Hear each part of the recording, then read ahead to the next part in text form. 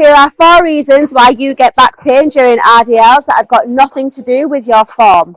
Your hip mobility sucks, so when you're moving into that hip hinge movement pattern and trying to achieve hip internal rotation, you're hitting a stopping point too early on and your lower back is having to compensate.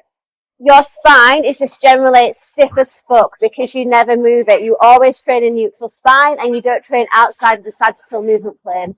You're extremely stiff, weak and unstable in lateral flexion, so side bending of the spine, and also in the external part of the hip. So you never shift laterally into the external part of the hip.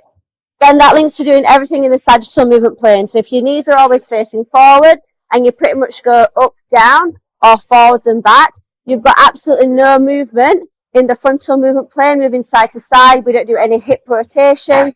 You've got stiff, weak hips and a stiff, weak lower back. You've never trained your hip flexors, like ever. So meanwhile, we're all out here overtraining the glutes, while the muscle group, the agonist-antagonist muscle group at the opposite side of the body is completely weak.